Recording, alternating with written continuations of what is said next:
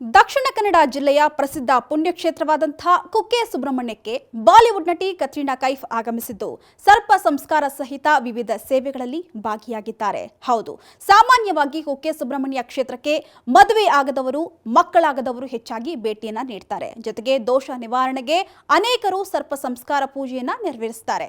ಈ ಪುಣ್ಯಕ್ಷೇತ್ರದಲ್ಲಿ ಮಕ್ಕಳಾಗದೇ ಇರುವವರು ಸರ್ಪ ಸಂಸ್ಕಾರ ಸೇವೆ ಮಾಡಿದರೆ ಫಲ ನೀಡುತ್ತೆ ಎಂಬಂತಹ ನಂಬಿಕೆಯಿಂದ ಬಹಳಷ್ಟು ಮಂದಿ ಚಿತ್ರತಾರೆಯರು ತಮ್ಮ ಜ್ಯೋತಿಷಿಗಳ ಸಲಹೆಯಂತೆ ಈ ಸೇವೆಯನ್ನು ನಡೆಸುತ್ತಾರೆ. ಇದೀಗ ಬಾಲಿವುಡ್ ನಟಿ ಕತ್ರಿನಾ ಕೂಡ ಸುಬ್ರಹ್ಮಣ್ಯನ ಮೊರೆ ಹೋಗಿದ್ದು ನಿನ್ನೆ ವಿಶೇಷ ಪೂಜೆಗಳಲ್ಲಿ ಭಾಗಿಯಾಗಿದ್ದಾರೆ. ಹೌದು, ನಿನ್ನೆಯಿಂದ ದೇವಸ್ಥಾನದ ವಿಐಪಿ ಅತಿಥಿ ಗೃಹದಲ್ಲಿ ಉಳಿದುಕೊಂಡಿರತಕ್ಕಂತಹ ಕತ್ರಿನಾ ನಿನ್ನೆ 4 ರಿಂದ 5 ಗಂಟೆಗಳ ಕಾಲ 2 ಹಂತಗಳಲ್ಲಿ ಪೂಜೆಯನ್ನು ಸಲ್ಲಿಸಿದ್ರಂತೆ. ಇಂದು ಆಶ್ಲೇಷ ಬಲಿ ಪೂಜೆಯನ್ನ ವೃತ್ತಿ ಜೀವನದ ಅಭಿವೃದ್ಧಿ ಮತ್ತು ಕುಟುಂಬದ ಒಳಿತಿಗಾಗಿ ನೆರವೇರಿಸಿದ್ದಾರಂತೆ.